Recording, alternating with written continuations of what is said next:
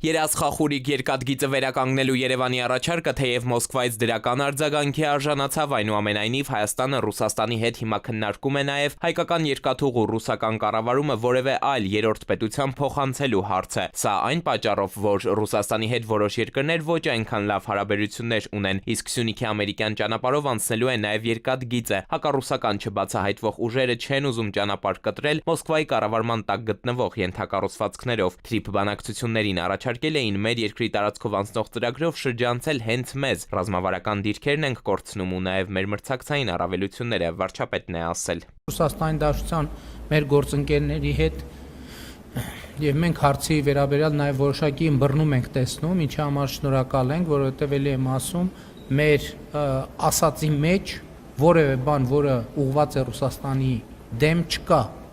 Մենք ուղղակի մեր գործընկերների հետ կիսում ենք օբյեկտիվ իրավիճակը, ասելով, որ մենք պարզապես այս իրավիճակում Հայաստան իր մրցակցային առավելությունները կորցնում է եւ մենք ուրիշ որևէ մոտիվացիա չունենք եւ հույս ունեմ, որ մենք կարողանանք հասնել կոնկրետ լուծումների։ Թեպետ ըստ Փաշինյանի խոսքի ռուս գործընկերներից ըմբռնում են տեսնում այս հարցի վերաբերյալ, Մոսկվայից սակայն արտգործնախարարության պաշտոնական ներկայացուցիչ Զախարովան նույնիսկ տարօրինակ էր որակել երկաթուղու վերաբերյալ Երևանի մեկնաբանությունները։ Միևնույն ժամանակ անվտանգության խորհրդի քարտուղար Շոյգուի խոսքով Հայաստանի երկաթուղու համակարգը մեկ գիշերում կփլուզվի, եթե Ռուսաստանից զատ որևէ այլ պետության հանձնվի դրա կառավարումը։ Չեմ գնահատի այլ պետությունների իրավասությունները երկաթուղային տնտեսության կառավարման հարցում, բայց կարող եմ վստահաբար ասել, որ դժվար թե որևէ այլ ընկերություն կարողանա լիարժեք փոխարինել ռուսական երկաթուղային փոխադրողին, որը արդյունավետ եւ վաղուց աշխատում է Հայաստանում, ոչ ամենապարզ պայմաններում։ Երևանի ակնկալիքը հետևյալն է՝ եւ Ռուսաստանի եւ Հայաստանի հետ բարեկամական հարաբերություններ ունեցող որևէ երկիր Մոսկվայից պարզապես գնում է կոնցեսիոն կառավարման իրավունքը։ Ռուս գործընկերների հետ բանակցություններին զուգահեռ Հայաստանի իշխանությունները հարցը քննարկում են նաև այն երկրների հետ, որոնք հնարավոր է հետաքրքրվեն գործարքով։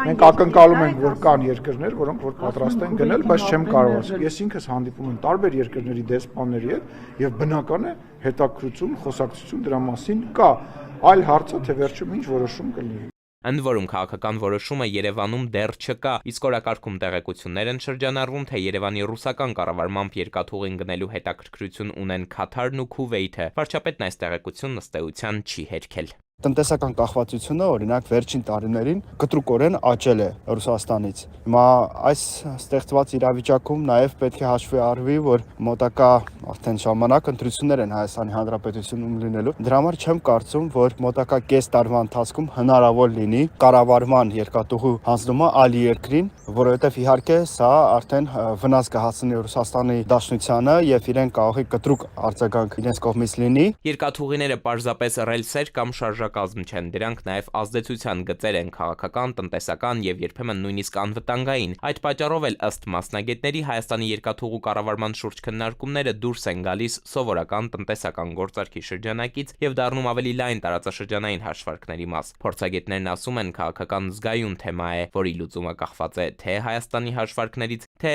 մյուսների արձագանքներից։ Էդուարդ Պողոսյան, ժամը լրատվական։